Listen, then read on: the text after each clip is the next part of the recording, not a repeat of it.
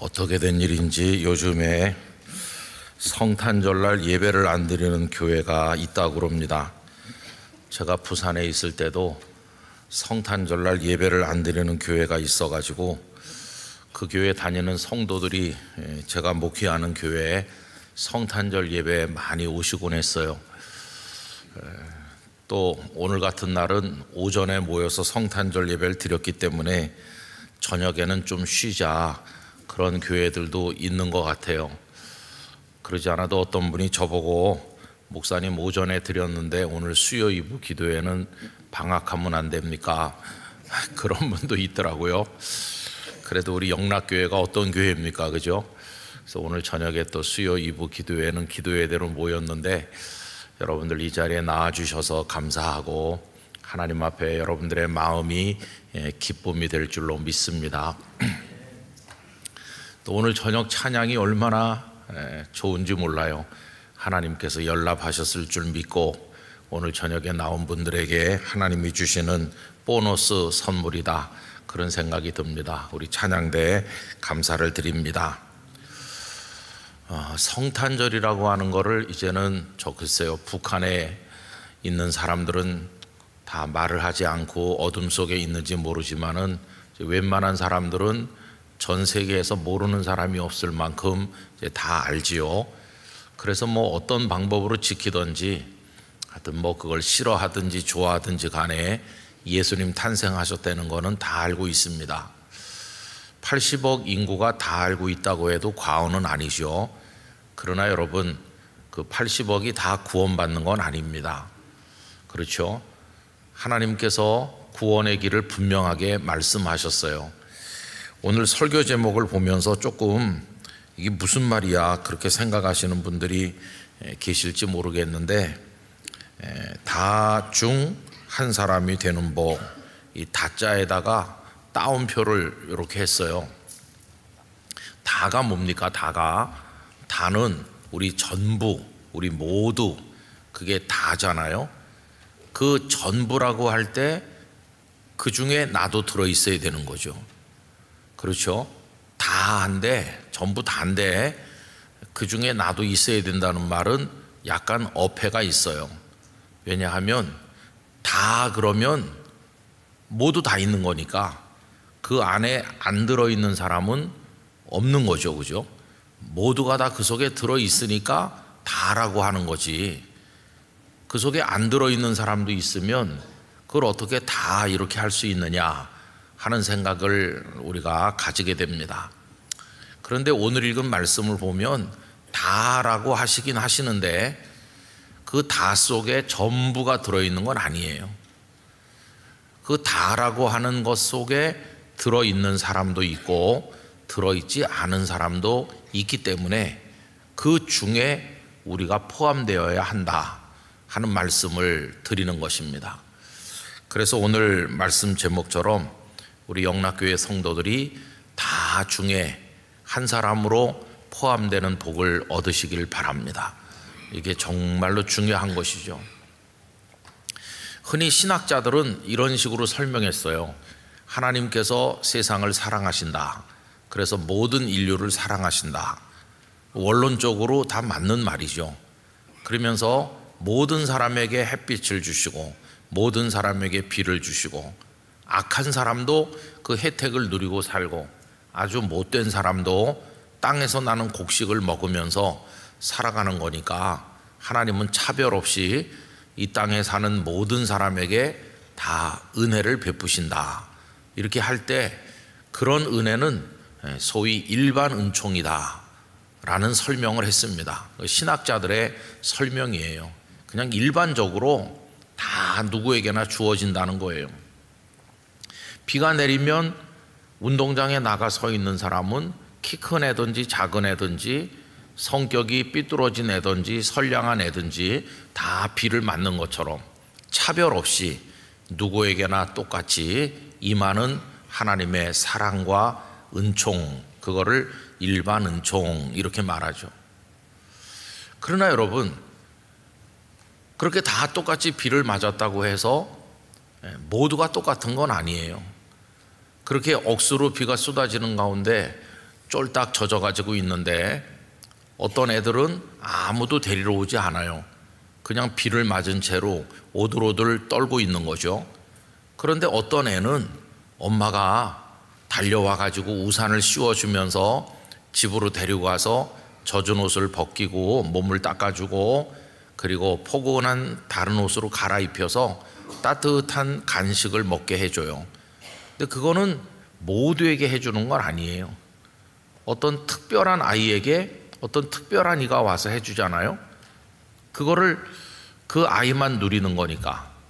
마치 그것처럼 하나님께서 모든 사람에게 똑같이 내려주시는 게 있는가 하면은 특별한 사람에게만 이렇게 베푸시는 은혜도 있다. 그거를 신학자들은 특별 은총 이렇게 불렀어요.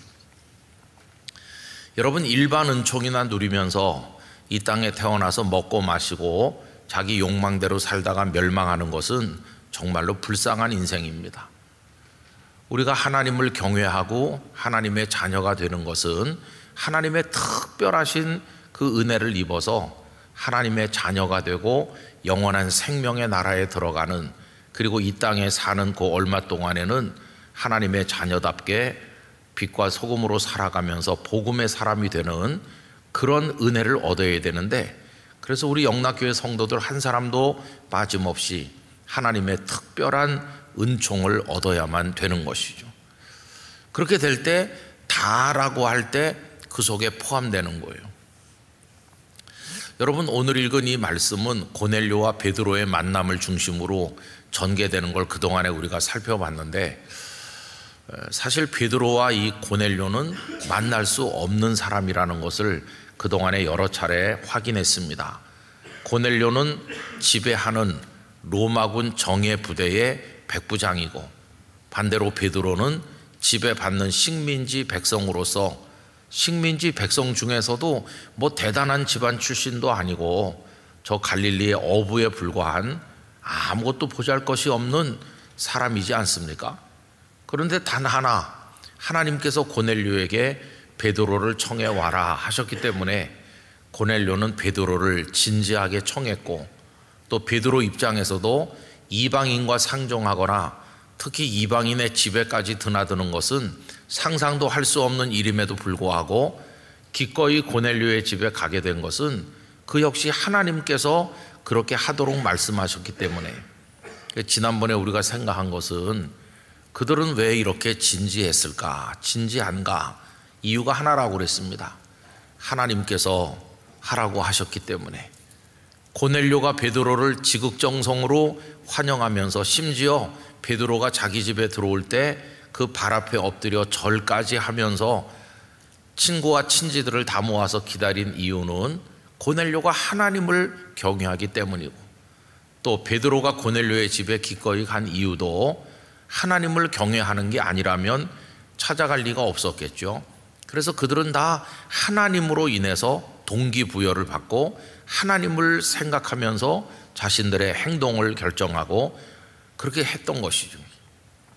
자, 이래서 이제 두 사람이 만나게 된 것인데, 그때 이제 베드로가 그 집에 온 목적은 음식이나 먹자고 온 건 아니고 하나님의 말씀을 전하기 위해서 왔고, 또 고넬료도 그저 베드로라는 사람 한번 만나보는 게 목적이 아니라 그를 통해서 하나님의 말씀을 들으려는 게 목적이었기 때문에 고넬료가 그렇게 말했잖아요.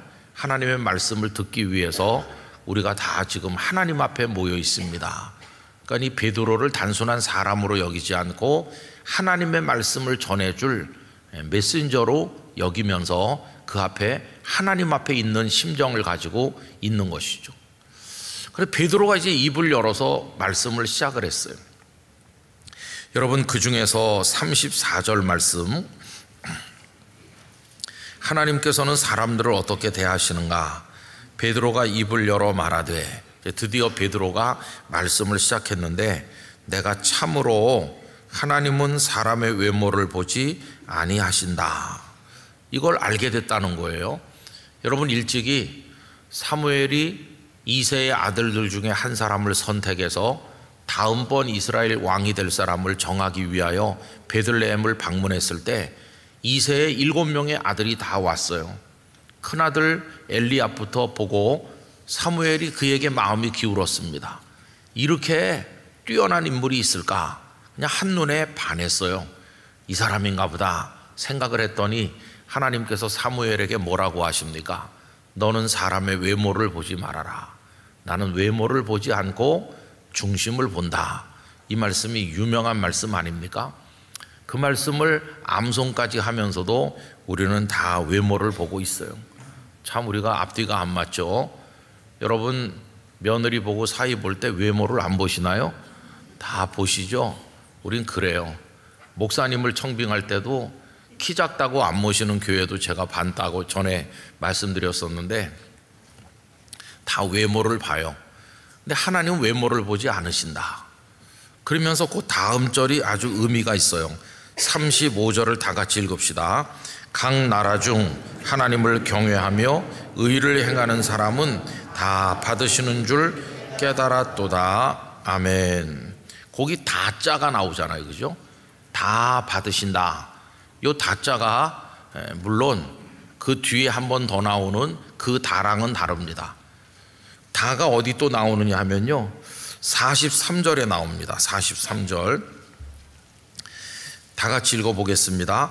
그에 대하여 모든 선지자도 증언하되 그를 믿는 사람들이 다 그의 이름을 힘입어 죄사함을 받는다 하였느니라. 여기도 다자가 나오죠. 그 43절에 나오는 다자는 헬라어로 파스라고 합니다. 파스가 다 전부 그런 뜻이에요. 그러면 아까 그 35절에도 다자가 나왔는데 이 35절에 나오는 다도 파스인가? 그건 아니에요.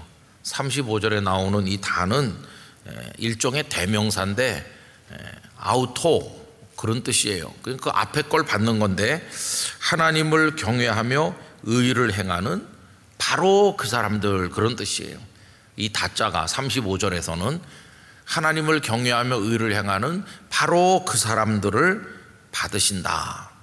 그런 뜻이에요. 근데 우리 성경에서는 이걸 다로 이제 번역을 한 거죠. 어쨌든 오늘 이 다 중에 포함되는 복을 받아야 된다고 이 제목을 정한 것은 그 맨 마지막에 나오는 이제 43절에 근거한 것입니다.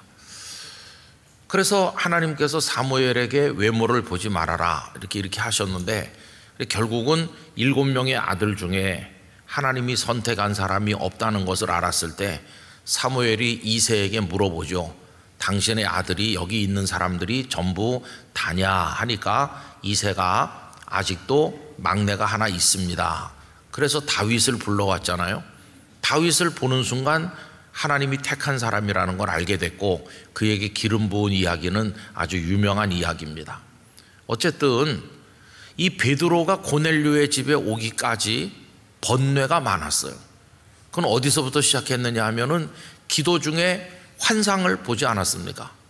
이렇게 보자기 같은 그릇이 내려오는데 그 안에 도저히 잡아먹을 수 없는 부정한 것들이 들어있는데 하나님은 이걸 먹으라고 하셨고 내가 이렇게 부정한 것을 먹을 수 없습니다 그랬더니 하나님께서 뭐라고 하셨습니까? 내가 깨끗하게 한 것을 부정하다고 하지 말아라, 속되다 하지 말아라. 하나님께서 깨끗하게 하신 거예요. 고넬료도 그렇고 베드로 자신도 처음부터 깨끗했나요? 그도 예수님을 3번이나 모른다고 부인했던 죄인이고 베드로도 전혀 깨끗한 사람이 아니에요. 그런데 깨끗하게 해주시는 은혜가 베드로에게도 임한 거죠. 제가 교회 목회를 하면서 우리 성도들이 빠지는 가장 큰 치명적인 영적인 죄 중에 하나가 바로 이거라는 생각을 했어요. 다른 사람을 정죄하는 이들이 교회 안에 많거든요. 현대판 바리새인이 많이 있어요. 자기도 모르게 그렇게 되는 거죠. 목사님들 중에도 있고 오래 믿은 이들 중에도 그런 이들이 있습니다. 오래 믿다 보니까 나는 익숙하고 나는 잘하고 나는 잘 믿는다 이렇게 생각하면서 다른 사람들을 향한 비난을 많이 해요. 여러분 이거는 참 옳은 모습은 아니죠, 그죠?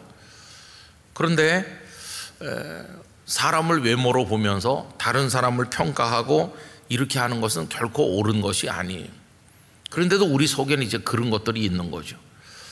이 베드로도 더러운 사람이었어요. 죄인이었어요. 근데 하나님께서 이제 깨끗하게 해주신 거죠. 베드로도 먼저 그런 은혜를 입었고, 고넬료도 하나님께서 깨끗하게 하셨을 뿐만 아니라 예수 그리스도의 복음을 듣도록 이 베드로를 파송하는 거 아닙니까? 베드로가 고넬료의 집에 가기까지 그런 번뇌가 많이 있었는데, 고넬료의 집에 들어가면서 마음속에 확신이 왔어요. 도대체 고넬료라는 사람 어떤 사람일까? 포악한 로마군 장교가 아닐까? 우락부락하게 생기지 않았을까? 나를 멸시하면서 식민지 백성 취급하지 않을까? 도대체 왜 그런 사람을 만나라고 하시지? 굉장히 마음의 부담을 많이 느꼈을 거예요. 그런데 막상 자신을 초대하기 위해서 왔다는 사람들을 따라서 고넬료의 집에 발을 들여놓는 순간 깜짝 놀란 거예요. 왜 그러냐 하면 지금까지 예수님을 따라다녔고 예수님의 제자로 살았고 예수님 승천하신 이후에 교회 지도자가 돼서 많은 사람들에게 말씀을 전하면서 살아온 베드로지만 단 한 번도 자신에게 이렇게까지 정중하게 해주는 사람을 본 적이 없거든요. 여러분, 우리가 복음서 말씀을 읽습니다마는 예수님이 직접 사역하실 때도 예수님 앞에 이렇게까지 정중한 사람은 없었다고 해도 과언이 아니에요. 그저 베다니의 마리아 정도가 예수님을 사랑했고 옥합을 깨뜨려 향유를 예수님에 붓고 머리털로 씻기고 그랬지, 거의 대부분의 경우에는 예수님을 무시하는 사람들, 또 예수님의 말씀을 듣긴 듣지만 뭐 그저 그런 선생 정도로 생각하는 사람들 대부분이 다 그랬어요. 그런데 여기 지금 이 고넬료라고 하는 사람은 유대인도 아니면서 로마 사람 백부장인 그 사람이 자기 앞에 엎드려서 발 앞에 절을 하는 거예요. 여러분, 베드로가 그 일을 경험했을 때 얼마나 충격을 받았겠습니까? 이건 아마 상상 못할 충격이었을 거예요. 아니, 이 로마군 백부장이 그냥 뭐 손을 내밀어 악수를 한다든지 잘 오셨습니다 뭐 그러면서 이리로 가시죠, 자리를 권한다든지 그 정도만 해도 황송할 상황인데 그 사람이 이 말을 땅에 대고 엎드려서, 저도 성격이 뻣뻣하고 그래갖고 잘 못하는데요, 저도 늘 조금 더 부드럽고 조금 더 친절하고 조금 더 정중하고 그래야 된다, 그런 얘기를 제 아내로부터 들을 때가 있어요. 당신 너무 뻣뻣해요 이렇게. 그리고 또 전화할 때도 끝까지 들어야지, 잘 알겠습니다 자꾸 그러지 말라고 그래요. 잘 알겠습니다 그러면 상대방이 이제 그 전화 그만해라 이렇게 느낄 수 있으니까 그렇게 하지 말고 계속 들으라고 그러는데, 저는 잘 알아들어서 잘 알아들었다고 그러는 건데 아내는 그렇게 하지 말라고 하더라고요. 저는 그런 걸 잘 못해요. 그냥 뻣뻣해요 제가 봐도. 근데 고넬료는요, 어쩌면 그렇게, 정말 대단한 사람이 고넬료예요. 베드로가 그냥 큰 감동을 받았어요. 아주 삭막한 우상숭배자, 이교도, 그냥 포악한 로마군 장교, 뭐 별별 생각을 다 하면서 그 집에 왔을 텐데 그 사람이 하나님을 경외한다고 듣긴 들었지만 이럴 줄은 정말 모른 거 아니에요. 이런 정도로 나를 환대해 줄 줄은 몰랐어. 베드로의 마음이 그냥 무너져 내렸어요. 이런 사람이 있구나. 그때 깨닫는 거예요. 하나님께서 환상을 3번이나 보여주시면서 이 사람 집에 오도록 나를 이끄실 때는 이런 게 있었구나. 하나님은 각 나라 각 민족 중에 사람을 차별하는 분이 아니구나. 외모로 보시는 분이 아니야. 혈통으로나 민족으로나 이런 걸 보시는 분이 아니야. 그걸 뼈저리게 이제 경험하는 거예요. 유대인이든 이방인이든 하나님이 사랑하는 사람에게는 은혜가 임하는구나. 그거를 너무도 진하게 체험하는 거예요. 여러분, 베드로에게 하나님께서 이토록 강력하게 이방인에 대한 감동을 받도록 체험시켜 주시는 이유는 뭘까요? 이제 이 복음이 유대인 안에 갇혀 있으면 안 되고 이방인에게도 복음이 전파되어야 되는데, 초대 교회는 예수님이 우리 유대인을 위해 오셨고 우리를 위해 십자가 지셨고 우리를 위해 부활하셨고 이 복음은 우리 유대인을 위한 거다. 이게 워낙 강했기 때문에 그 장벽을 깨뜨리고 모든 이방인들에게도 복음이 전파되도록 하려면 그 지도자인 베드로의 마음부터 무너져야 되는 거예요. 이방인에 대한 편견, 이방인에 대해서 쌓아놓은 그 장벽이 그 지도자 베드로의 마음에서부터 완전히 부서져 내려야, 그래야 성도들을 설득하고 이 복음은 온 세상을 위한 것이다, 이걸 말할 수 있지 않겠어요? 그래서 하나님이 일부러 베드로를 고넬료의 집에 보낸 겁니다. 고넬료의 집에 복음이 전파되게 하시려는 고넬료의 가족에 대한 하나님의 사랑도 있지만은 그에 못지않게 중요한 목적은 베드로를 거꾸러지게 만드는 거예요. 하나님의 복음이 온 인류를 위한 것이라는 걸 베드로부터 뼛속까지 깨닫도록 하기 위해서. 그래서 그가 첫 마디 입을 열은 게 이겁니다. 야, 하나님이 외모를 보시지 않는구나. 그 얘기부터 꺼내는 거예요. 그동안 그게 굉장히 강했었는데, 그러면서 하나님을 경외하며 의를 행하는 사람은 다 받으시는 줄 깨달았도다. 그 사람이 이방인이든 유대인이든 하나님을 경외하고 의를 행하면 바로 그런 사람을, 이 다가 그런 대명사라고 그랬잖아요. 바로 그런 사람을 하나님 받으시는 줄 내가 깨달았습니다. 내가 평소부터 알고 있었던 게 아닌데 오늘 여기 와서 내가 깨달았다는 거예요. 전에는 몰랐었는데 나도 깨달았습니다. 베드로가 새로운 세계에 눈을 뜨는 순간이죠. 베드로와 고넬료의 만남으로 영적 지평이 넓혀진 것은 고넬료와 그의 가족만이 아니에요. 베드로도 하나님이 원대한 구원의 계획을 어떻게 추진해 나가시는지 하나님의 그 웅장한 계획에 대해서 눈이 열리기 시작했어요. 그래 우리가 나중에 살펴보겠습니다만 11장에 가면요, 이 베드로가 예루살렘의 성도들을 모아놓고 고넬료의 집에 갔던 그 감동을 자세하게 얘기합니다. 내가 이방인의 집에 가서 이런 놀라운 광경을 목도했다. 하나님께서 이방인도 차별하지 않으시더라. 이거를 11장에 가서 쭉 얘기하거든요. 베드로가 이제 그런 얘기를 하면서, 자 그럼 보세요. 이제 다시 우리 얘기로 돌아옵시다. 35절에 보시면 하나님은 어떤 사람을 받으신다고요? 하나님을 경외하고 의를 행하는 사람. 그럼 여러분, 하나님을 이렇게 경외하고 의를 행하기만 하면 다 구원에 이릅니까? 요 하나님을 경외하며 의를 행한다는 말을 잘 새기셔야 되는데, 요거는 구약 성경식 믿음이에요. 구약 성경. 구약에 나오는 일반적인 유대인들의 믿음이 그거죠.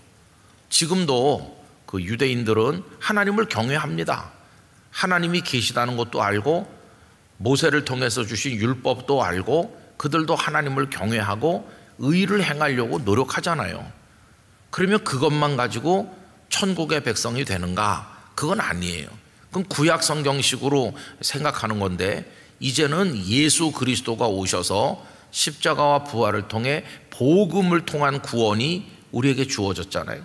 이제는 단순히 하나님을 경외하고 의를 행하는 것만 가지고는 안 되는 거예요. 구원을 얻어 천국의 백성이 되려면 거기 중요한 것이 하나 꼭 있어야 되는 거죠. 그게 뭘까요?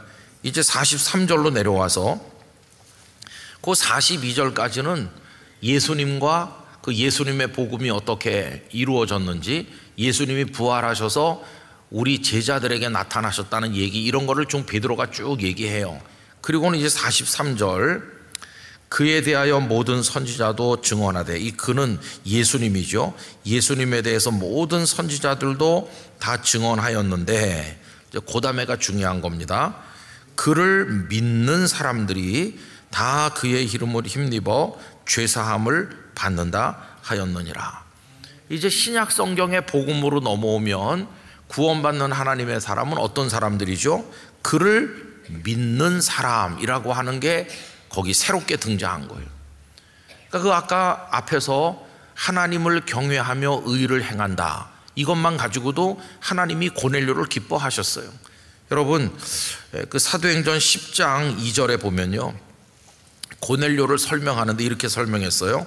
그가 경건하여 온 집안과 더불어 하나님을 경외하며 백성을 많이 구제하고 하나님께 항상 기도하더니, 이게 이제 하나님을 경외하며 의를 행하는 거예요. 근데 그것만 가지고 영원한 생명의 구원을 얻을 수 있느냐? 그게 아니라는 거예요.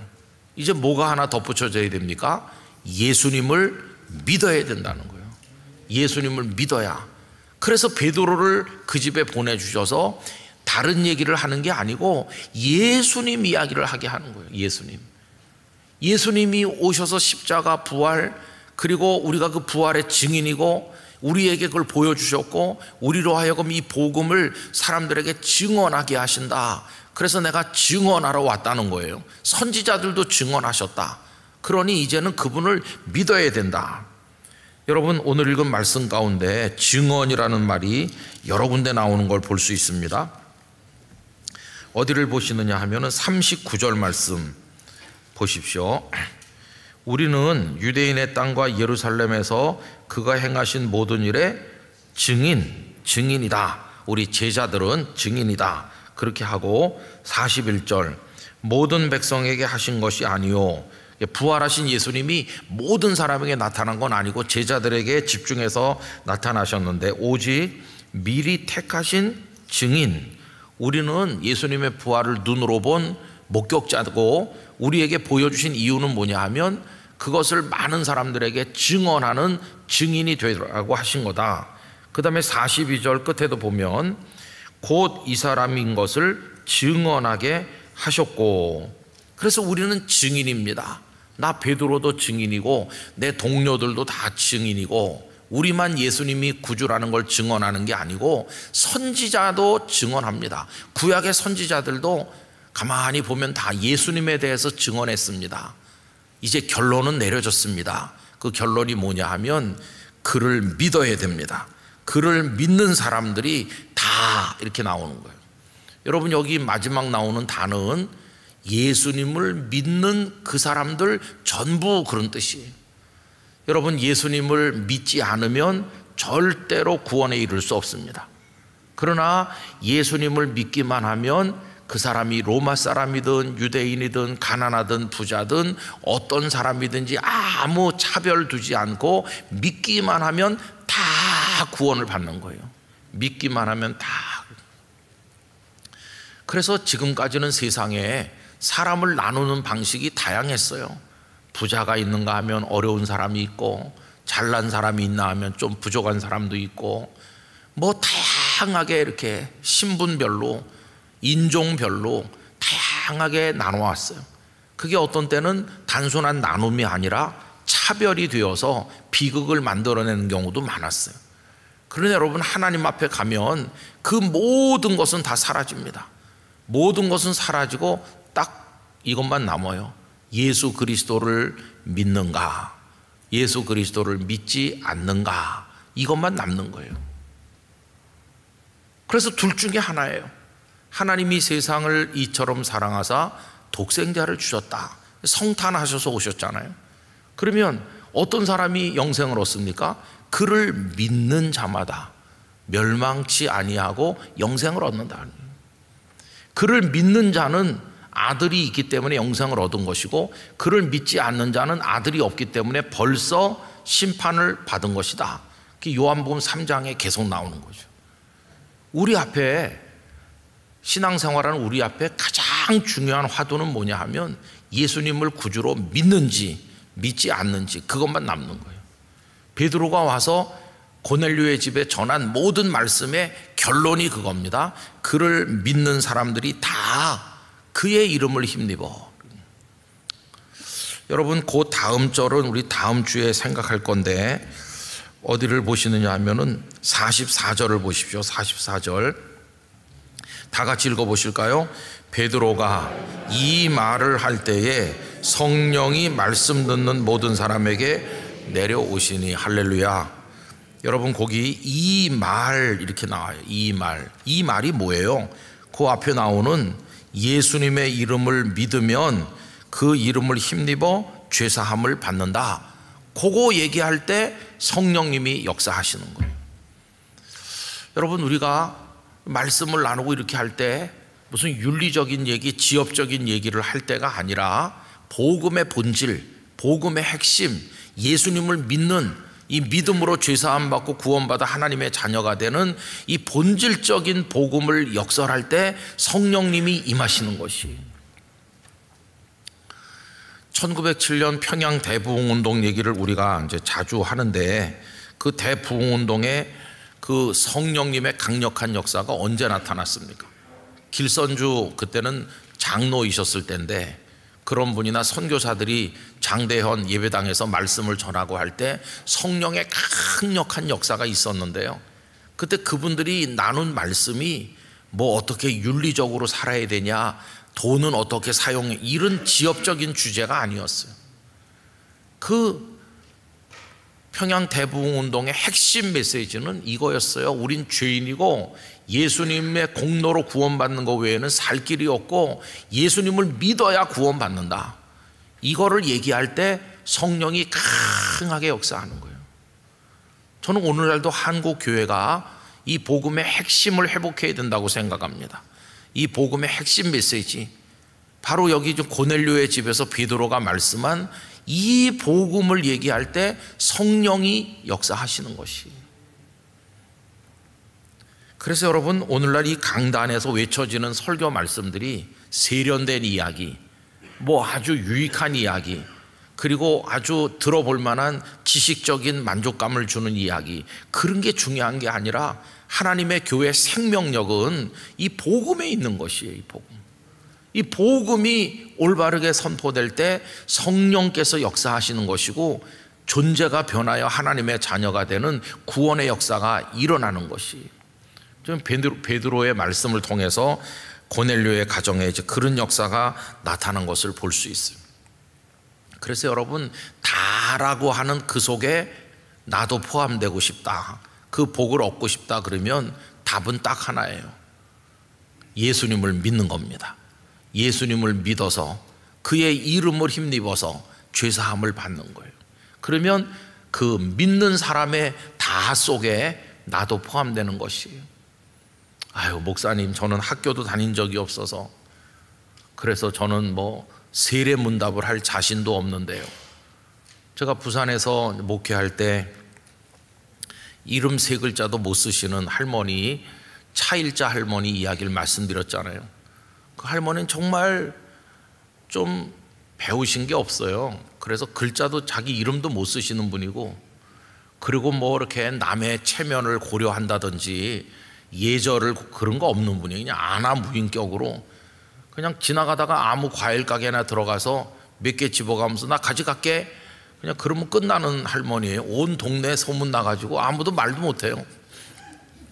덩치도 크고 거기다 까만 배낭 하나 메고 다니면서 그랬던 할머니, 말도 얼마나 그냥 걸지게 하고 목소리도 크고, 그냥 음식도 앉은 자리에서 5그릇씩 해치우시고, 그 할머니 씻지도 않아가지고 몸에서 냄새도 많이 나서 노인대학에 왔을 때 모두 충격받았어요.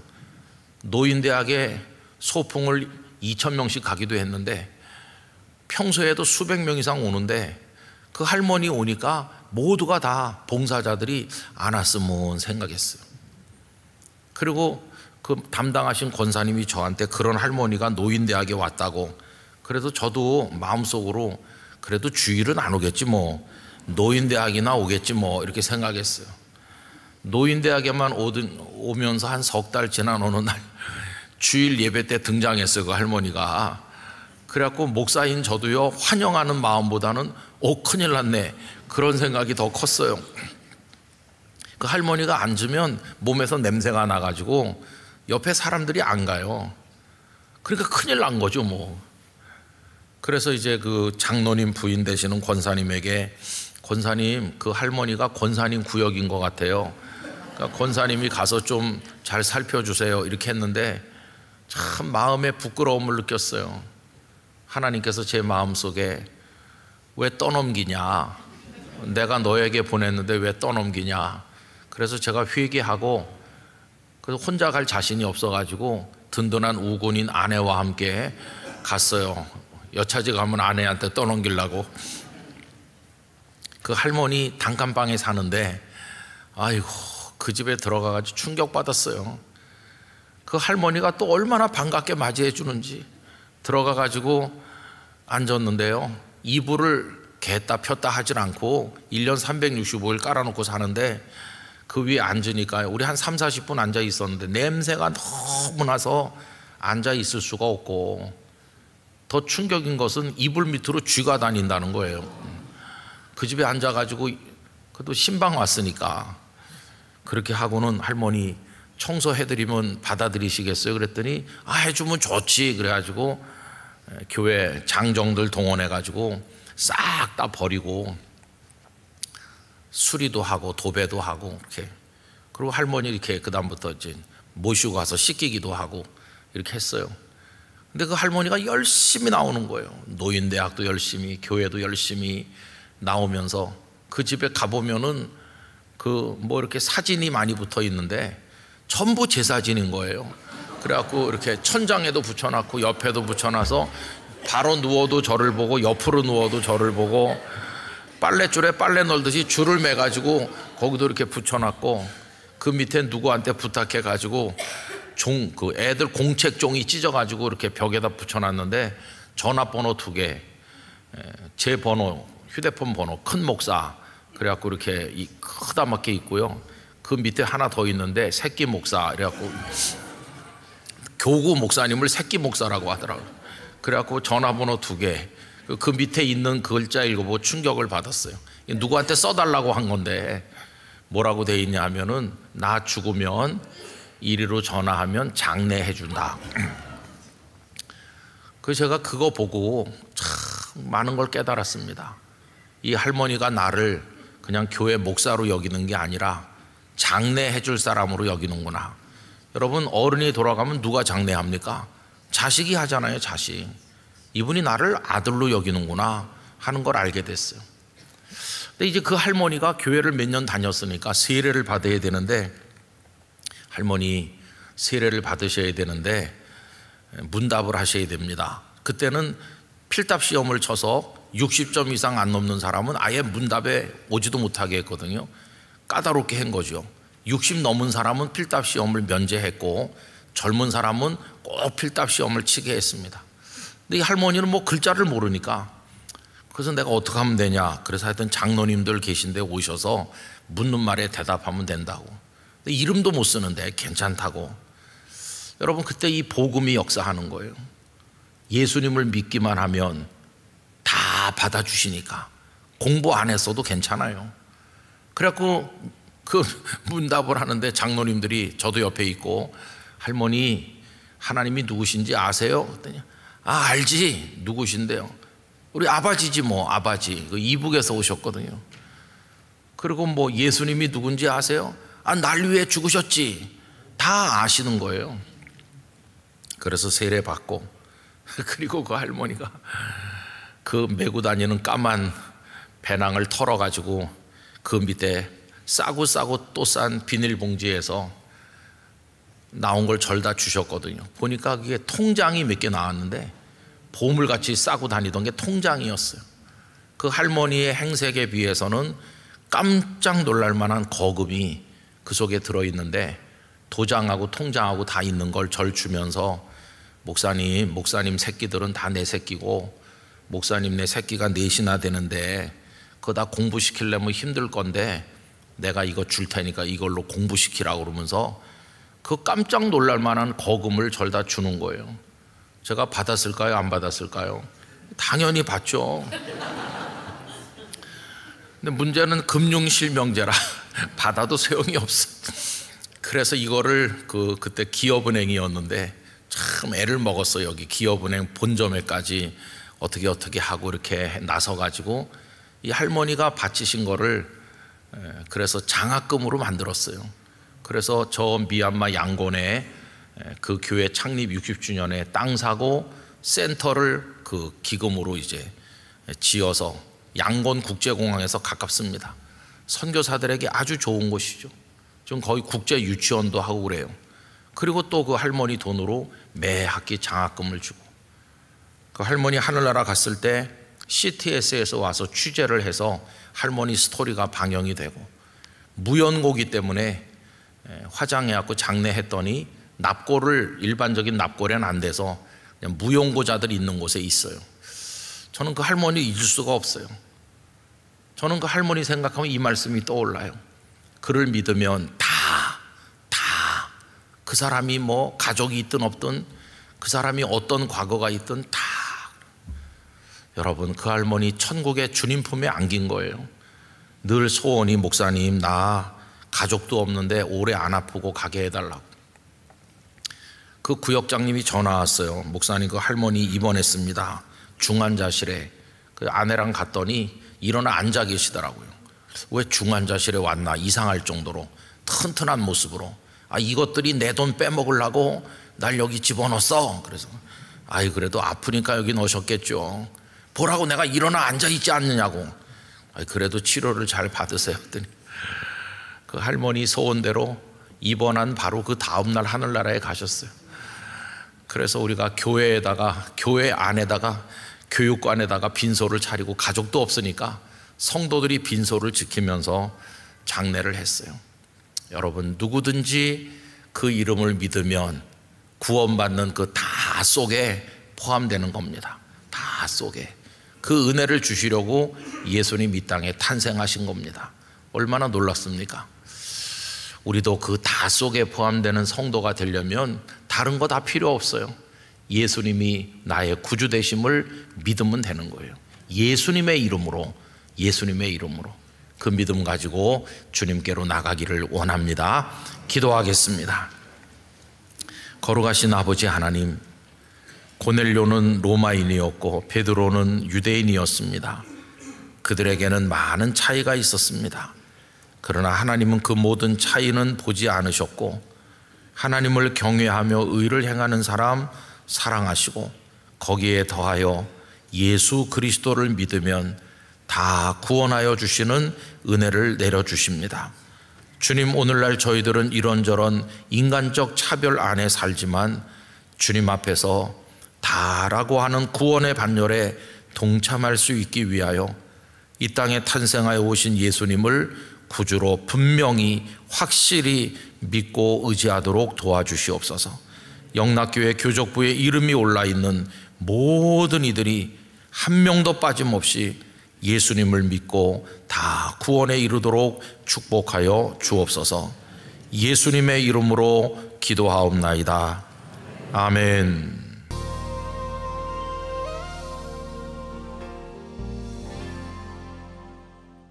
좀 추우시죠, 그죠? 내일은 조금 더 춥다고 합니다. 다들 건강에 유의하시기 바라고요. 또 추워도 우리의 마음이 하나님의 영으로 달궈져서 뜨거운 마음을 가지고 하나님 주신 삶을 잘 살아가기를 간절히 바랍니다. 이번 정초에 우리 찬양대들이 방금 부른 축복이라는 찬양을 많이 부르셨어요. 근데 참 절묘한 찬양인 것 같아요. 왜 그러냐 하면은 해가 바뀌면서 모두 다 새해 복 많이 받으세요 라고 말하는데, 뭐 우리도 복을 빌어주고 싶기도 하고 또 복을 받고 싶기도 한 것은 다른 사람들과 다를 바가 없습니다.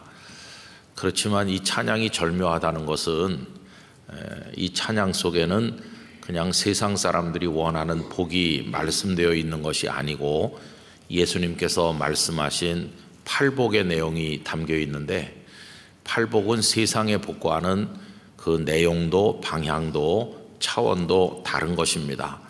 그래서 우리가 원하는 세상의 것들을 채우는 그런 복을 말하는 것이 아니죠. 하나님의 사람답게 하나님의 뜻을 따라 살아가는 그런 복을 말씀하고 있어요. 이 팔복이 나오는 부분은 마태복음 5장 앞부분 3절부터 나오고 있는데, 마태복음 5장, 6장, 7장 이렇게 세 장을 산상수훈이라고 한다는 걸 잘 아시지 않습니까? 그런데 그 산상수훈이 시작되는 맨 앞이 어떻게 되어 있느냐 하면은, 예수께서 무리를 보시고 산에 올라가 앉으시니 제자들이 나온지라 입을 열어 가르쳐 가라사대 하시고 나서 첫 번째 복, 심령이 가난한 자는 복이 있다, 이렇게 시작하는 겁니다. 그러니까 산 아래 많은 사람들이 있었는데 예수님께서 산에 올라가 앉으셨을 때 예수님 앞에 말씀을 듣기 위해서 나온 사람들은 아주 소수였습니다. 무리를 보시고 산에 올라가 앉으셨지만 예수님 앞에 나온 것은 제자들 뿐이었습니다. 그래서 마태복음 5장, 6장, 7장 이 세 장을 제자들에게 하신 말씀, 그래서 제자도라고 합니다. 그러니까 제자들만 들을 수 있고 이해할 수 있고 또 받아들일 수 있고 살아갈 수 있는 말씀, 그게 산상수훈이라 하는 것이죠. 그래서 그 첫 번째 복부터 시작을 해서 여덟 번째 복까지가 예수님의 제자들이 볼 때는 정말 아름다운 하나님의 축복된 내용이지만 제자가 아닌 사람들이 볼 때는 이게 무슨 복이냐라고 생각할 수 있는 내용이죠. 그렇지만 우리는 예수님을 경외하는 사람으로서 이 복이 우리에게 이루어지기를 간절히 바라고 있습니다. 한 해 동안 예수님 말씀하신 8가지 복이 우리 영락교회 성도들의 심령과 삶 속에서 이루어지기를 간절히 바랍니다. 그런 걸 목표로 삼고 하나님 앞에 기도하며 나가는 거죠. 여러분, 하나님의 뜻대로 하나님께서 우리에게 주시고자 하는 것을 받고 하나님께서 우리를 빚어 만들어 가시려고 하는 그대로 되는 게 그게 복입니다.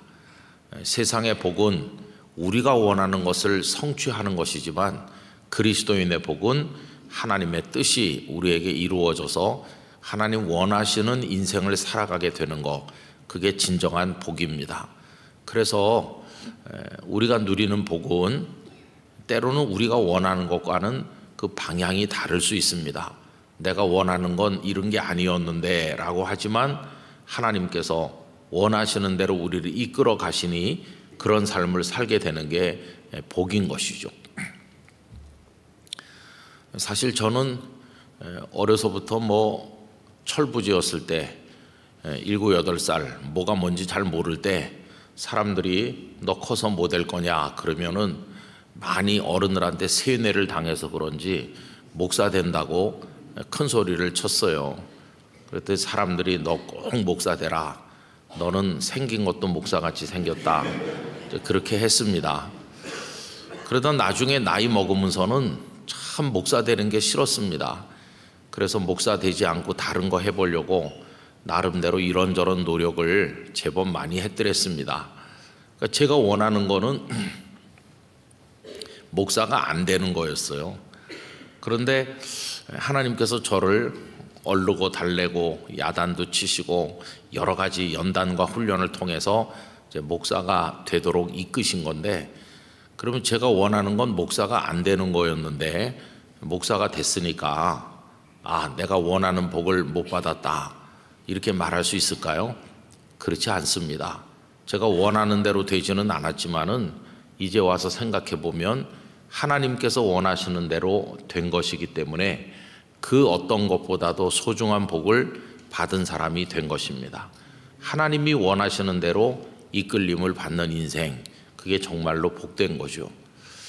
그래서 세상의 모든 것하고 그 속에 섞여 살면서 우리가 가지는 모든 생각과 판단들 이런 것들하고 막 뒤섞이면서 그 속에서 혼란을 겪을 때가 많이 있는데, 우리 그리스도인들은 이제 그 속에서 하나님의 뜻, 하나님의 이끄심, 하나님의 원리, 그런 걸 향해서 살아가는 거죠. 여러분, 그런 삶을 우리는 뭐라고 부르느냐 하면은 영적인 삶이라고 부릅니다. 영적인 삶. 그 A.W. 토저라고 하는 유명한 목사님이 계시죠. 그 목사님이 여러 가지 책들을 쓰고 이 시대 예언자라고 그렇게 불리는 분인데, 우리말로 번역된 책 가운데 이런 게 있습니다. 세상과 충돌하라, 그런 책이 있어요. 책 제목이 좀 도전적이지 않습니까? 세상과 충돌하라.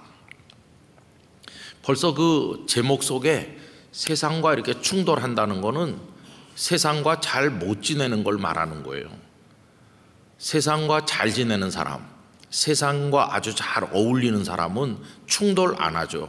충돌하지 않고 아주 잘 조화를 이루면서 살아갈 텐데, 이분은 세상과 충돌하라고 가리키는 겁니다.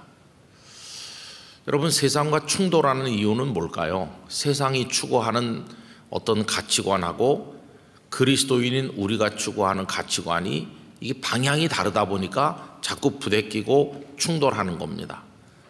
근데 전혀 충돌하지 않고 세상의 가치관과 내 생각이 아주 잘 어울린다, 조금도 불편하지 않다, 이거는 완전히 세속화된 걸 말하는 거죠. 완전히 세속화된 사람은 하나도 불편하지 않은 거죠. 아브라함의 조카 롯이 아브라함을 따라다니면서 하나님을 경외하는 법을 배웠습니다. 그러다가 아브라함과 이 조카 롯의 짐승이 너무 수가 많아서 이 목초지를 감당할 수가 없게 되니까 좀 떨어지게 됐잖아요. 그래서 롯이 들어간 곳이 소돔성 아닙니까? 소돔은 죄악의 상징인데 롯은 하나님을 경외하는 아브라함의 조카인데, 그럼 이 롯이 소돔성에 가서 살 때 굉장히 불편을 느껴야 되는 거죠. 도저히 여기서 못 살겠다. 그래서 거기서 뛰쳐나오든지 그랬어야 그게 정상입니다. 그런데 나중에 보면은 이 롯은 소돔하고 잘 어울린 것 같아요. 그래서 소돔 성문에 롯이 앉아 있었어요. 고대 사회에 있어서 성문이라고 하는 것은 그 성의 유지들, 힘 있는 사람들이 다 모이는 곳이고 그 성의 대소사를 거기서 많이 결정하는 곳인데, 성문에 앉는 사람이 됐다는 것은 그 성의 뿌리를 깊이 내렸고 그 성에서 자리가 잡힌 인생을 살면서 상당히 영향력 있는, 그래도 행세를 하는 사람이 됐다는 뜻인데, 롯이 성문에 앉아 있다는 것은 완전히 소돔화가 진행된 것을 말하는 거죠. 소돔은 세상의 상징이고 롯은 하나님의 사람이라고 할 때 거기서 불편을 느껴야 되는데 롯은 그렇지 않았어요. 그 속에서 그저 잘 어울리고, 또 딸 2명을 이제 시집 보내기 위해서 예비 사위를 2사람 정했는데, 이 예비 사위들의 그 영혼도 소돔적인 가치가 꽉 차 있는 사람이죠. 천사들이 와서 하나님의 사자들이 이 성이 곧 유황불로 멸망할 것이다 라고 했을 때 롯도 사실은 심각하게 듣질 않은 것 같아요. 왜냐하면 하나님의 유황불이 곧 임한다고 하면 모든 걸 다 포기하고 가족들과 함께 탈출해야 되는데, 롯과 그의 가족들은 미적대고 있었어요. 시간을 끌면서 그냥 워낙 다급하니까 그 하나님의 사자들이 그들의 손목을 자꾸 막 끌어내야 나갈 정도로 그렇게 그들이 상황의 심각성을 알지 못했어요. 롯이 그 예비 사위들에게 가서 이 성이 멸망한다고 한다라고 했을 때 그 사위들은 농담으로 여겼다고 그랬어요. 그러니까 벌써 그 사위들도 그런 사람들이고 롯도 미적미적대면서 그 상황의 심각성을 제대로 알지 못하고 있는 걸 보면은 상당히 그 소돔에 오염되어 있었다는 것을 알 수 있어요. 자, 그런데 이 A.W. 토저 목사님은 그렇게 살면 안 되고 세상과 충돌해야 된다고. 그래서 그 책에 부제가 있습니다. 그 부제가 뭐냐 하면요, 세상과 동행할 것인가, 이렇게 질문을 던지고 이제 그 다음에 나오는 질문이 하나 더 있어요. 그게 뭐냐 하면은 성령님과 동행할 것인가, 이렇게 물음표 2개를 붙이고 있는 거죠. 세상과 동행할 것인가, 아니면 성령님과 동행할 것인가. 여러분, 세상과 동행하는 사람은 세상과 충돌하지 않습니다. 세상과 잘 지냅니다. 세상을 좋아하고 세상의 타락한 문화 속에서 만족을 느끼고 그 속에 어울리면서 살아갑니다. 그러나 성령님과 동행하는 사람은 세상과 충돌하게 돼 있어요. 모든 것이 다 불편하고 성령님께서 이끄시는 가치하고 세상의 가치가 완전히 다르기 때문입니다. 여러분, 우리가 세상을 살기가 어려운 이유는 몸이 아프고 뭐 가난하고 하는 일이 뜻대로 안 되고 그런 것들도 많이 있지만은 본질적으로 얘기해 보면 신실한 그리스도인들은 이 세상하고는 맞질 않는 거예요. 맞질 않는 세상에 살려니까 이게 영적으로 고단할 수밖에 없어요. 다 거짓을 남발하면서 사는데 나는 정직하게 살아야 되니까 그 자체가 괴로운 겁니다. 모두가 다 육체적인 쾌락을 따라 세상을 추구하는데 나는 경건하게 하나님의 축복을 지키면서 살려고 하니까 그게 참 힘든 겁니다. 그 자체가. 그래서 여러분, 그리스도인의 실존이라는 것 자체가 어려운 거예요. 어려워. 우리에게 천국이 소중하고 복된 것은 단순히 천국은 죽음이 없는 곳이기 때문이다, 그렇게만 말할 수는 없어요. 천국은 이 땅에서 존재하면서 안과 밖에서 겪는 그런 실존적인 고통이 없는 곳이기 때문에, 천국은 거짓말하는 사람이 없으니 내가 정직하게 살려고 이 땅에서는 괴로움을 당하지만 천국에서는 그런 고통이 없는 거예요. 완전히 하나님의 뜻이 이루어지는 곳이기 때문에 거기서는 그런 갈등과 고통으로부터 완벽하게 해방되는 곳이기 때문에 거기가 참 자유가 있는 곳이고 완전한 평화가 있는 곳입니다. 그래서 여러분, 하나님의 나라라고 하는 것은 그런 의미에서 우리에게 진정한 해방을 주는 곳이다 하는 것을 알 수 있어요. 근데 어쨌든 우리가 이 땅에 머물러 사는 동안에는 이제 그런 갈등을 어쩔 수 없이 겪을 수밖에 없는 것이죠. 저는 우리 성도님들, 또 저를 포함해서 성령님과 동행하면서 세상과 충돌하는 고통을 겪더라도 하나님의 사람으로 우리를 자리매김하고 분명한 정체성을 가지고 살아갈 수 있기를 바랍니다. 그걸 견뎌내는 게 사실은 기쁨이어야 돼요. 그게 괴로우면 우리에게 증거가 되는 거예요. 그게 괴롭다는 것은 내가 하나님의 사람이라는 걸 증명해 주는 거니까. 내가 하나님의 사람이 아니라면 하나도 괴롭지 않을 텐데 하나님의 사람이기 때문에 그래서 그게 기쁨이 되는 거예요. 아, 내 속에 그런 갈등과 고통이 있는 걸 보니 내가 하나님의 사람이구나. 그래서 거기서 만족을 느끼고 거기서 기쁨을 누리는 거죠. 그래서 여러분, 성령님과 동행하면서 그 성령님이 주시는 힘과 능력을 얻지 못하면 이런 삶을 견뎌낼 수가 없어요. 사람의 힘으로는 견딜 수가 없어요. 사실 1년에 쉬운 2주일, 그리고 그 외에도 이런 수요 기도회, 금요 기도회, 이런 여러 모임에 내 마음이 움직여서 하나님의 집에 가서 성도들과 함께 예배드리고 기도하고 싶다, 이런 마음이 우리 속에서 우러나고, 또 아무도 없이 혼자 있는 곳에서도 우리 마음이 부패되지 아니하고 하나님 말씀 묵상하면서 깊이 기도하면서 성실한 그리스도인으로 살아갈 수 있게 되는 것은 결심으로 되는 게 아니라 성령님 안에서 가능한 것입니다. 성령님께서 우리 속에 은혜를 주시기 때문에 비로소 그게 가능한 것이죠. 그래서 모든 그리스도인은 반드시 성령님의 사람이 돼야 되는 것입니다. 반드시. 여러분, 2조 500년 동안에는 유교 사회였어요. 유교는 종교라고 말하는 사람도 있고 그냥 윤리체계라고 말하는 사람도 있는데, 우리가 생각할 때 유교는 종교라고 말하기가 사실은 어려운 면이 많아요.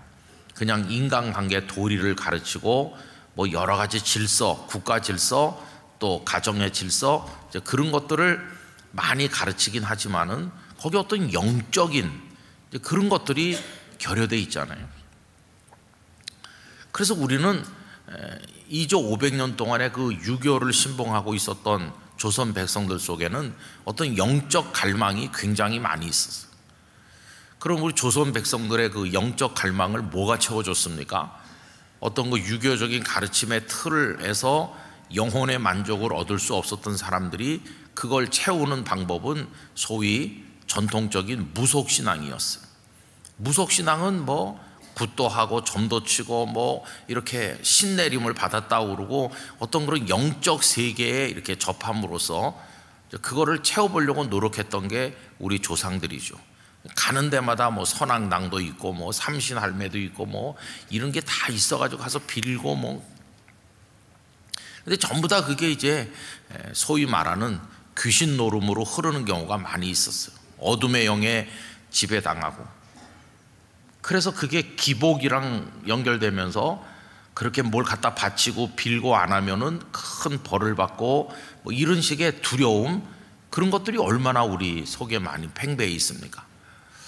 여러분, 제가 어렸을 때 가끔 텔레비전에 보면, 요새는 그런 거 잘 안 하는데 옛날에 우리나라 TV에서 많이 했던 게 무슨 전설 따라 뭐 이런 거였어요. 그 전설 따라 하는 것 속에 보면 거의 대부분이 이상한 여자가 하얀 옷 입고 나타나고, 그게 우리나라 민간 전래 문화 무슨 이야기 그런 것 속에는 어떤 그런 정말 귀신 노름 같은 거, 그런 게 많이 있어. 그게 우리를 지배하는 거죠. 선교사들이 우리나라에 처음 오셔서 가만히 보니까 이 백성들 중에 좀 배웠다는 사람들은 어떤 유교적인 교만에 사로잡혀서 그 어떤 통치 체계, 또 가정의 위계 질서, 그런 게 너무 뿌리 깊이 박혀 있는 걸 보게 되었고, 일반 백성들은 얼마나 그 샤머니즘, 무속신앙, 전래적인 어떤 애니미즘 같은 그런 이상한 미신, 그런 데 쩔어 있는지, 그러면서 영적인 것에 짓눌려 있는지, 그러면서 현실적인 생활은 돈 좀 있는 사람은 다 축첩하고 도박하고 마약하고, 그리고 뭐 술 먹고, 술을 얼마나 많이 먹는지, 이런 걸 보면서 우리 선교사들이 그 받았던 문화 충격이라고 할까, 그런 것들이 선교사님들이 본국에 보낸 보고서 속에 적나라하게 많이 남아 있어요. 구한 말에 우리 조선 백성들의 모습이 그들의 눈에 어떻게 보였는지. 그래서 그분들은 생활 개선 운동도 많이 했습니다. 그리스도인들은 첩을 얻으면 안 된다, 도박을 하면 안 된다, 술을 마시지 말아야 된다, 담배를 피워가지고 아까운 돈을 그 담배 값에 다 보내고 몸을 해롭게 하면 안 된다, 뭐 여러 가지 생활 개선 운동도 많이 했지만은 가장 중요한 것은 뭐냐 하면은 영적 해방이었어요.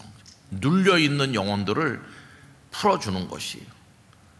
애굽에서 노예살이하던 이스라엘 백성들을 애굽 사람의 손에서 모세를 통하여 건져내시는 것만 출애굽이 아니고, 이 영적인 흑암의 권세 아래 짓눌려 있던 이 백성들을 해방시켜 주는 것, 자유를 누리게 해주는 것, 그게 복음이었어요. 복음 외에는 없어요. 왜냐하면 복음은 예수님이시고, 예수님은 만왕의 왕 만주의 주이기 때문에 예수님의 권세로 무장하면은 그 어떤 귀신도 꼼짝할 수 없는 거예요. 나사렛 예수의 이름으로 명하노니 귀신아 나가라, 이 영권을 우리에게 주셨기 때문에 그런 미신으로부터 다 자유를 얻는 거예요. 요새는 뭐 그런 게 많이 없었지만은요, 제가 부산에 처음 목회하러 내려가니까 나이도 젊은 목사인데, 그때만 해도 부산 영도에도 하여튼 그런 귀신 노름하는 게 많더라고요. 바닷가에 나가면 그 뭐 용왕님에게 뭘 바치고, 근데 바친답시고 접시에 담아서 갖다 놓은 거 보면은 내가 용왕이라도 화가 나지 그런 거 먹고 복을 줄 것 같질 않더라고요. 아니 좀 바치려면 정성껏 잘 차려야지, 그게 내가 용왕이라도 화가 나겠다 그런 생각이 들 정도로 그런 걸 차려놓고 막 두들기고 뭐 하는데, 하여튼 뭐 한 200m 300m마다 하나씩 차려놓고 바닷가에 나가면, 또 그걸 집에서 하는 사람들은 그 영도 산빛 아래 피난민들이 차도 못 들어가고 골목골목 사람이 간신히 걸어다니는 그런 데 가보면은 대문 앞에다가 또 그 접시에 뭐 생선 뭐 이런 거 갖다 담아서 내다 놓는데, 그거를 귀신 보고 와서 먹고 가라 그런 거예요. 우리 집에 들어와서 해 끼치지 말고 문간에서 그거 먹고 가라. 아니 귀신님도 집에 모셔서 좀 잘 대접해야지, 문간에서 그 식은 생선 그거 먹고 가라는 화가 나가지고 또 야단칠 것 같아요. 근데 하여튼 그런 거 뭐 이렇게 많고, 야 이게 사람들이 얼마나 무지몽매한가. 그 다음에 또 이제 거기 있으니까 종종 했던 게 뭐냐 하면은, 목사님 아무개가 예수를 믿겠다고 해요. 근데 참 마음에 깨림칙한 게 있답니다. 뭔데요? 집에다 뭐 이렇게 모셔놓은 게 많거든, 신주단지 같은 거. 그거를 어떻게 없애야 되는데 겁이 나서 못 없앤답니다. 겁이 나서 못 없앤다 그러면 이제 제가 가는 거죠. 뭐 권사님 집사님 같이 가서 예배 드리고, 그 위에 있어요. 이렇게 뭐 단지 안에도 있고 뭐 여러 가지 방법으로 있어요. 그거 다 끌어내다가 버릴 건 버리고 깨뜨릴 건 깨뜨리고 그 안에 최근에 넣은 새쌀 있으면 그걸로 밥해 먹고 그 안에 뭐 이상한 것들 담아서 이렇게 해놨어요. 그리고 이제 그 다음 주부터 이제 그 집 식구들이 교회 오는데 겁에 질려가지고 목사님 이렇게 다 버려도 우리 괜찮냐고. 그럼 괜찮지 그 뭐. 근데 하여튼 거기 이렇게 짓눌려 있는 거예요. 여러분, 예수님을 믿는 건 그냥 우리 몸이 교회에 오는 게 아니라 우리를 사로잡고 있는 사탄의 영으로부터 벗어나는 겁니다. 근데 그거는 어떻게 가능하냐 하면은 하나님의 영으로만 가능한 거예요. 성령님 안에서 가능한 거예요. 그래서 뭐 나는 꼭 방언 같은 거 원하지 않아요. 나는 그냥 조용히 예배드리고 예수 믿고 싶어요. 이런 사람도 다 성령님의 사람이 돼야 되는 거예요. 무슨 광신적인 사람만 성령님의 사람이 되는 게 아니고요, 예수님을 구주로 믿는 모든 사람은 이미 하나님의 영이 그 속에 역사하기 때문에 예수님을 구주로 믿는 것이고, 어둠의 권세를 이기는 능력 있는 그리스도인이 되려면 반드시 성령님으로 충만해야 되는 것이. 여기 지금 이제 고넬료의 집에 베드로가 가셔서 말씀을 전하는데, 오늘 본문이 시작되는 부분을 다시 한번 보십시오. 오늘 본문 44절 다 같이 읽어보실까요? 베드로가 이 말을 할 때에 성령이 말씀 듣는 모든 사람에게 내려오시니. 여러분, 이 말씀을 잘 생각해 보세요. 고넬료는 원래 경건한 사람이에요. 그래서 가난한 사람들을 구제도 많이 하고 또 그가 기도도 드리는 사람이라고 그랬어요. 하나님께서 그를 귀하게 여겨서 그에게 요바에 있는 무두장이 집에 있는 그 베드로를 초청해 와라 이렇게 하셨잖아요. 그래서 이 고넬료가 지금 베드로를 초청해 온 거 아닙니까? 그리고 고넬료는 상당히 이렇게 마음이 열린 사람이에요. 베드로를 초청해 왔어요. 베드로가 다른 사람들과 같이 고넬료의 집에 도착했더니 자기 친지 친구들을 다 모아가지고 기다리고 있다가 베드로가 집에 척 들어오니까 앞에 엎드려가지고 절을 올렸어요. 그리고 하는 말이 여차저차 해서 당신을 초청하라고 해서 초청했는데 오셨으니 참 잘 오셨습니다. 그러면서 우리가 지금 하나님 앞에 있습니다. 당신이 전해주는 말씀을 듣기 위해서 하나님 앞에 있습니다. 얼마나 놀라운 사람입니까? 고넬료는 그것만 해도 이미 대단한 사람이잖아요. 그리고 베드로가 이제 쭉 얘기를 하는 거예요. 하나님께서 사람을 외모로 취하지 않으시는 걸 내가 알았다. 그리고 나에게도 환상을 보여주시면서 가라고 그래서 내가 왔다. 사실은 우리 유대인들이 이방인과 상종하지 않고 이방인의 집에 오지 않는 거 당신도 알지 않느냐. 근데 하나님께서 날 가라고 하셔서 내가 지금 이렇게 왔다고 하면서 예수님의 이야기를 쭉 했어요. 특별히 십자가 복음을 이야기했어요. 그런데 이 말 할 때에 성령이 임하셨다는 거예요. 우리가 생각할 때 지금 베드로 같은 제자가 오셔서 예수님의 복음을 이야기하면 그것만 해도 될 것 같아요. 그죠? 그것만 해도 충분할 것 같은데 성령님이 여기 왜 임하시는 것일까요? 뭐 꼭 성령님이 임하셔야 되나? 베드로가 와서 말씀을 전해주기만 하면 그걸로 충분한 거 아닌가? 굳이 뭐 성령님이 임하셔야 되나? 이렇게 생각할 수 있는데 이 말씀을 전할 때, 그걸 들을 때 성령님이 임하셨다. 여기 성령님이 임하시는 의미는 뭘까요? 여러 가지가 있는 것이죠. 우선 가장 기본적으로는 예수님께서 우리를 위해 십자가에서 죽으시고 부활하셨다는 이 복음을 이해하려면 성령님의 도우심이 필요하거든요. 여러분, 우리가 말씀을 듣고 이해하는 것은 굉장한 축복입니다. 우리가 주일마다 모임 때마다 말씀을 누군가가 전하고 듣고 할 때 그게 깨달아져서 여러분의 마음으로 이해가 되시고 어떤 땐 감동돼서 나도 모르게 아멘 이렇게 할 때 그게 굉장한 축복이에요. 지금 우리가 나누고 있는 이 이야기를 저 명동 길바닥에 가서 한다 그러면 누가 이해하겠어요? 무슨 말인지 전혀 모릅니다. 그들이 전혀 모르는 거를 우리는 오늘 저녁에 마음을 담아서 귀를 열어서 한마디도 놓치지 않고 묵상하려고 잘 듣고 있고, 들으면 내가 이해가 돼서 내 마음속에 정리가 되고 있잖아요. 이게 굉장한 복인데, 이걸 어떻게 우리에게 주시냐 하면은 성령님을 통해서 지금 주고 계신 거예요. 성령님은 말씀을 깨닫게 하십니다. 또 두 번째로 성령님은 말씀을 깨닫도록만 도우시는 것이 아니라 그걸 확신 가운데 믿게 해주시는 것이에요. 여러분, 이해하는 거와 믿는 거는 차원이 다르잖아요. 이해를 했어도 믿지는 못하는 사람도 많아요. 그런데 그리스도인다운 능력 있는 신앙생활은 이해만 해가지고 되는 게 아니고 그게 믿어져야 되는 거예요. 확실히 믿어질 때 거기에 능력 있는 신앙생활이 가능해요. 근데 성령님은 그걸 믿게 해주시는 영이세요. 제가 자주 말씀드리지만 마틴 루터는 성도의 마음속에 믿음이 어떻게 생기느냐고 할 때 하나님의 말씀이 있어야 되고 거기 성령님이 역사하시면 믿음이 생긴다, 이렇게 말했어요. 믿음은 하나님의 말씀 더하기 성령님의 역사, 그러면 믿음이 생긴다. 지금 여기 베드로를 통해 말씀이 전해지잖아요. 근데 성령님이 임하셨잖아요. 그러니까 고넬료와 그 가족들의 마음속에 믿음이 생기는 것이, 성령님이 임하시는 것은 그런 의미가 있다는 거예요. 그 다음에 세 번째로 여기 성령님이 임하시는 것은 고넬료와 그의 가족들로 하여금 우리가 하나님의 사람이구나 하는 그들의 정체성을 그들이 확신하도록 만들어주는 의미가 있다는 거예요. 여러분, 그 다음에 보면은 어떤 말씀이 나오냐 하면 46절에 이는 방언을 말하며 하나님 높임을 들음이러라. 누가 방언을 말합니까?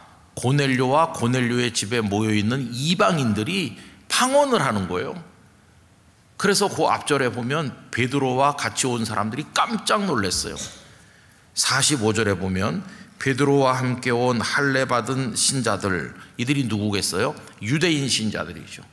그들은 예수님께서 우리 유대인을 위해 오셨어, 성령님도 우리 유대인에게만 역사하신다, 이렇게 생각했던 사람들인데 베드로를 따라서 와서 그 현상을 보고 깜짝 놀란 거예요.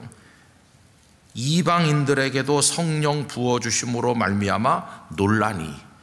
아니, 이 사람들은 로마 사람들인데 로마 사람들에게도 성령님이 임하시는구나, 깜짝 놀랐는데 거기다 더 놀란 것은 이방 사람들이 방언을 말한다는 거예요.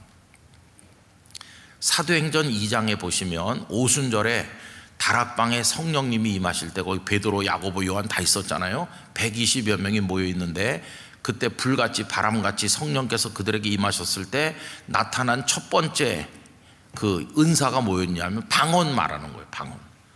그래서 오순절에 여러 나라에서 온 순례자들이 모여 있는 곳에서 베드로가 설교를 했잖아요. 설교하기 전에 방언하는 걸 보고 사람들이 뭐라고 조롱했습니까? 새술에 취했다고 조롱했을 때 베드로가 우리가 술 취한 게 아닙니다, 요엘서에 예언된 대로 하나님의 영이 우리에게 임한 겁니다, 그러면서 설교를 시작했잖아요. 그건 예수님의 제자들, 예수님을 원래부터 따라다녔던 사람들이니까 성령이 임하시고 방언하는 게 당연하다고 생각할 수도 있는데, 아니 여기 이 로마 사람들은 언제 예수님을 보길 했어요? 뭐 예수님을 알길 해요? 그런데도 유대인도 아닌 이방인에게 성령님이 임했을 뿐만 아니라 이방인들도 방언을 말하는 걸 보고 깜짝 놀란 거예요. 그럼 여러분, 놀라기는 베드로를 따라온 사람들만 놀랐을까요? 베드로도 놀랐고 베드로를 따라온 사람들도 놀랐고 아마 가장 놀란 건 고넬료와 그 로마 사람들이었을 것 같아요. 갑자기 자기들의 입에서 방언이 쏟아져 나왔을 때 이 고넬료와 그 가족들이 얼마나 놀랐겠어요. 아니, 우리가 지금 왜 이렇게 됐을까?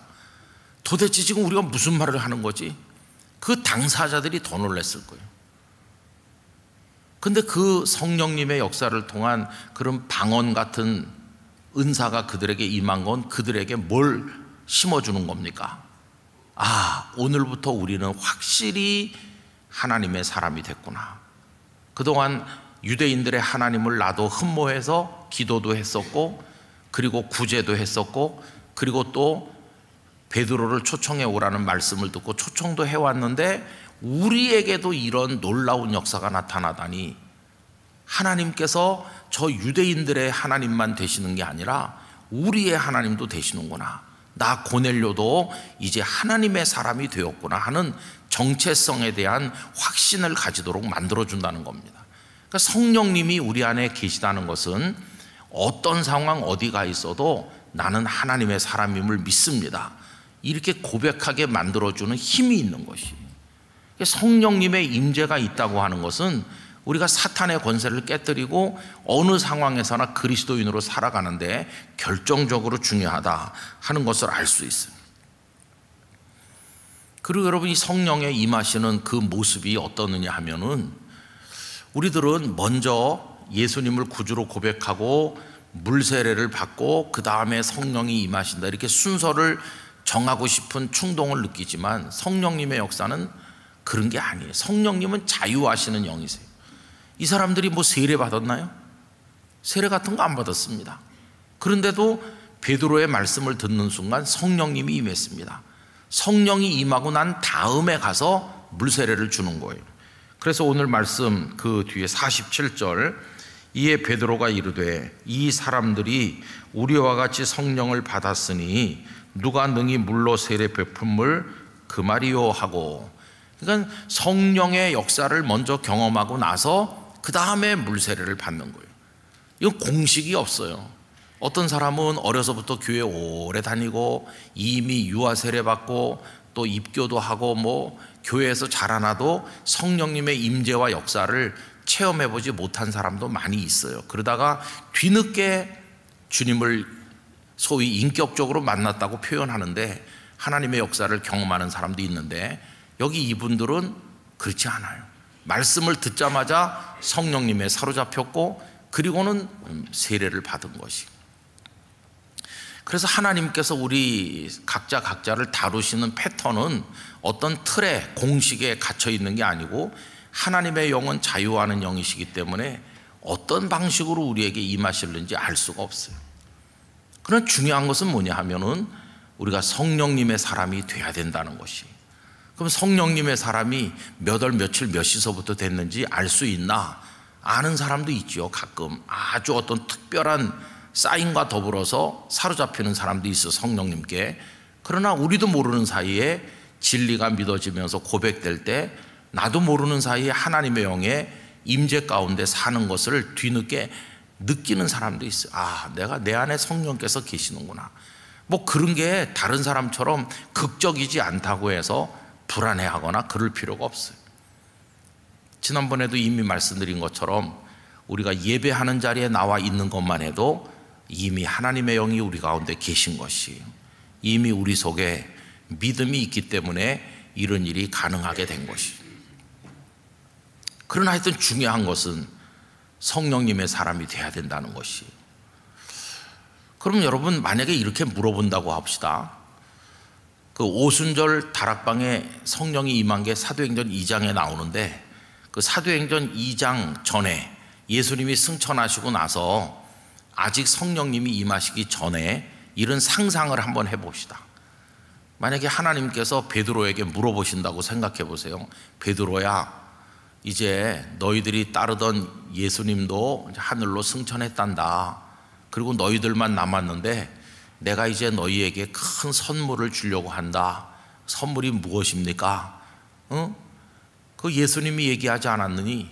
보혜사 성령을 보내준다고 약속하지 않았니? 그래서 내가 너한테 물어보는 건데, 성령님을 보내주면 어디다 보내주는 게 좋겠어? 네가 원하는 장소에 내가 보내줄게. 만약에 이렇게 질문을 했다고 한번 상상을 해보세요. 그럼 베드로가 제자들하고 모여가지고 성령님을 보내주신다고 하는데 어디로 보내달라고 할까? 그들이 의견을 모았다고 하면은 어디가 떠올랐을까요? 몇 군데 후보지가 있었을 것 같아요. 예수님께서 십자가에 달리신 골고다 언덕이 좋겠어. 뭐 아니면 아리마대 사람 요셉의 무덤 자리, 부활의 현장, 거기가 좋겠어 라든지, 뭐 아니면 팔복을 말씀하신 그 동산이 좋겠어, 뭐 여러 가지 의견이 있을 수도 있고, 그 중에 하나가 다락방이겠죠. 다락방이 좋겠어. 다락방에서 십자가 지시기 전날 밤 우리에게 만찬을 나눠주시지 않았느냐고. 거기 그날 밤 우리가 있었는데 얼마나 그 밤이 잊을 수 없는 밤이냐고. 우리 발을 씻겨주셨고 다락방이 좋겠어 뭐 이렇게 하다가 그럼 다락방으로 하지 뭐 이렇게 정해가지고 베드로가 하나님께, 하나님 우리 의견을 정했는데요, 다락방이 좋겠다는데요. 그래가지고 다락방에 성령님이 임하셨나요? 그런 게 아니잖아요.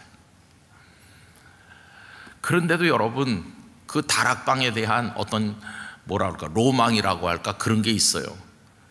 이스라엘 갔다 오신 분들이 좀 계신지 모르겠는데 옛날에 이스라엘에 가보면은 꼭 가는 데가 그 소위 마가의 다락방이라고 알려진 거길 가보거든요.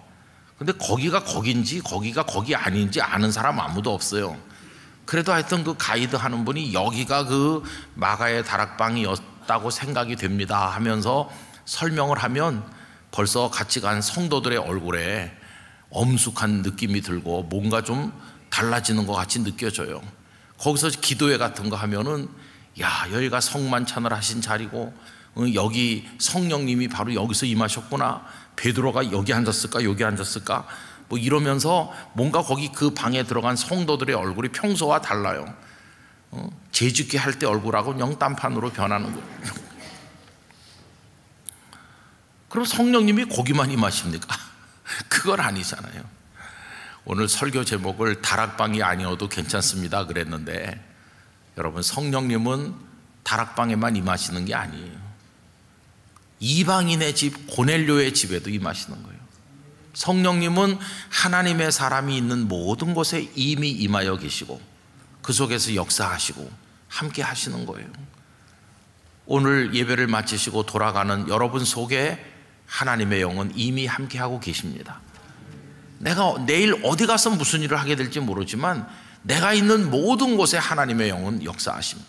관건은 뭐냐 하면 아직까지 성령님이 오시지 않았는데 빨리 내게 좀 오시라고 해야 되겠다, 그런 개념이 아니고 이미 우리 가운데 충만하게 성령님이 임하셔서 우리 속에서 일하고 계시는데 내가 그걸 자각하고 성령님의 임재를 깨닫고 성령님께 나를 의탁하고 성령님을 믿고 따르고 순종하면서 그 성령님의 모든 것에 나를 맡길 수 있는지, 그게 문제일 뿐이지 이미 성령님은 우리 가운데 역사하고 계시다는 걸 알아야 되는 것입니다. 성령님의 임재를 사모하면서, 그 말을 바꿔 말하면 성령님께 나를 더 온전히 드리기를 기도하면서 성령님께서 감동하시는 대로 성령님을 소멸하지 말고 A.W. 토저 목사님의 책 제목처럼 세상과 충돌하기를 두려워하지 말고 성령님의 뜻을 따라, 다른 말로 말하면 하나님의 말씀의 원리에 따라서 우리의 인생을 살아가게 되기를 원하는 것입니다. 그래서 그날 베드로가 고넬료의 집에 가심으로써 고넬료 식구들이 복음을 들었을 뿐만 아니라 그 성령님을 통해서 확신을 가지게 된 거죠. 아, 이제 우리는 하나님의 사람이다, 확실히 하나님의 사람이 되었다. 이 충만한 그리스도인의 정체성, 이게 그들 속에 생기게 된 것이죠. 그날부터 그 다음부터 고넬료는 로마인 백부장으로서의 정체성보다 하나님의 사람이라고 하는, 구원받은 성도라고 하는, 그리스도인이라고 하는 정체성이 훨씬 더 강했으리라는 걸 우리가 알 수 있어요. 여러분, 우리는 세상에서 이런저런 신분을 가지고 살아가고 있지만 그 모든 신분 이전에 가장 근원적인 신분은 저와 여러분은 하나님의 자녀입니다. 우리는 하나님의 사람인 것이에요. 그리고 성령님 안에서 우리는 걸어가고 있는 것이고 성령님은 우리를 지키시고 어려운 시험 당했을 때 이길 수 있는 힘을 주시고, 그래서 세상의 더럽고 타락한 가치에 따라 살지 아니하고 하나님의 뜻을 따라 살아가는 그리스도인으로 우리의 인생을 끝까지 걸어가게 될 것입니다. 그러면서 그런 가치 속에서 아버지 역할 잘하고 어머니 역할 잘하고 남편 아내로서 우리의 분명한 사명을 잘 감당하면서 대한민국 국민 중에 한 사람으로 역할을 감당하면서 살아가게 되는 거죠. 그러나 이 땅의 모든 신분, 이 땅의 소유, 이 땅의 삶, 이거는 다 제한된 것이고 우리의 영원한 나라는 저 하늘에 있는 천국임을 기억하면서 이 땅을 나그네처럼 걸어서 마치 집에 돌아가는 사람처럼 우리는 살다가 주님의 품에 안기게 될 것이에요. 그 모든 과정이 성령님 안에서 이루어지게 되는 것입니다. 말씀을 읽으실 때, 예배할 때, 기도할 때, 친구를 만날 때, 회사 업무를 할 때, 무슨 일을 하든지 성령님 안에 거하게 되실 줄 믿습니다. 그래서 고넬료의 가정에 임하셔서 역사하신 성령님, 이미 우리 영락교회 가운데 임하신 줄 믿고 우리 성도 한 분 한 분 가운데 능력으로 역사하실 때 우리 모두 승리하게 되기를 간절히 기원합니다. 기도하겠습니다. 아버지 하나님, 고넬료의 가정은 이방인의 집이었음에도 그러나 거기에도 다락방과 똑같이 하나님의 영으로 역사하여 주심으로 그들이 방언을 말하게 되었고 세례를 받게 되었습니다. 아버지 하나님의 영은 우리를 자유케 하시고 온갖 어둠의 영으로부터 우리를 풀어주실 뿐만 아니라 복음 말씀을 이해하고 깨닫고 확신하게 하시고 하나님의 사람의 정체성 가운데 기뻐하며 감사하며 확신으로 어둠의 세상을 이기고 천국을 향해 나가게 하시는 줄로 믿사오니 주여 저희에게 임하여 강하게 역사하시고 저희는 저희 자신을 온전히 성령님께 의탁하여 살게 해 주시옵소서. 영락교회가 성령님의 역사로 충만하기를 원합니다.